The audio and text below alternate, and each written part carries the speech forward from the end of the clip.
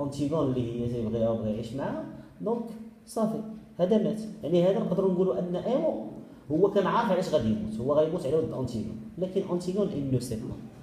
يعني ملي نجيو تهضروا على لو بيرسوناج دونتيغون il faut mettre en tête que c'est un personnage.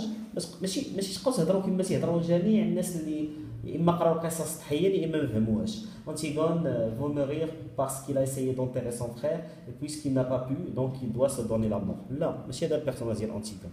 انتيغون est un personnage tragique.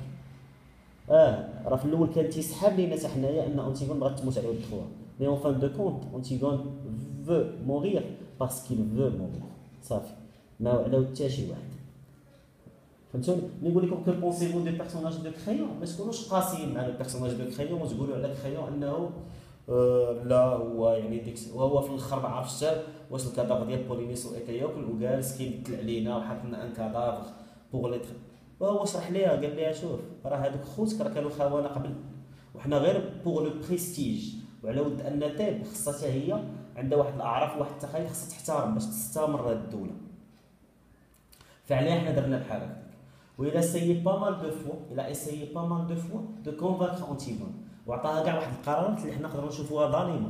باغ اكزومبل انه واحد الوقيته قال لي انا ممكن نقتل لي كارد اللي شافوك ونكاموفليو ليستوار. لي كارد ما داروا والو ولكن هو كان غادي يقتل كاع لي كارد على ود كريو على ود انتيغون باش تعيش.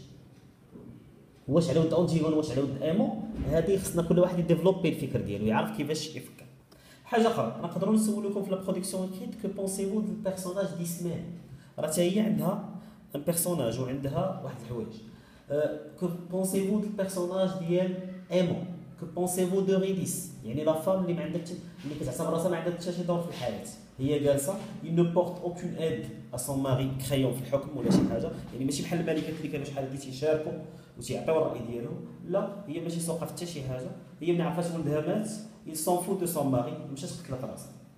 دونك عافاكم لي زيكسبرسيون اكريت ملي كنفهموا القصه علاش كتهضر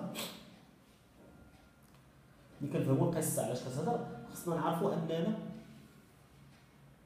راه اي حاجه ممكن تكون سوجي، اي حاجه ممكن نحطها في راسي ونحاول نكتب عليها اون ريداكسيون وغادي نكون راني كنتمرن بطريقه صحيحه. ان شاء الله الحصه الجايه غنهضروا على شي حاجه سميتها لا سامبوليزاسيون اللي ان شاء الله غتكون هي نوتخ ديرنيير ليكتور على انتيغون. غنحاولوا نشرحوا لا سامبوليزاسيون دي بيرسوناج.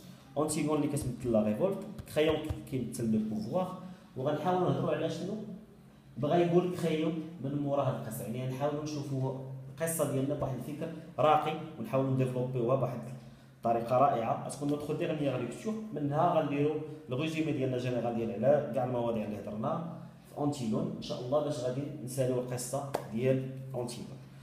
كما قلت لكم لي برودكسيون اكريت ديما حاولوا انكم تفهموا القصه وانكم نتوما تخرجوا دي برودكسيون اكريت باش تكونوا تديروا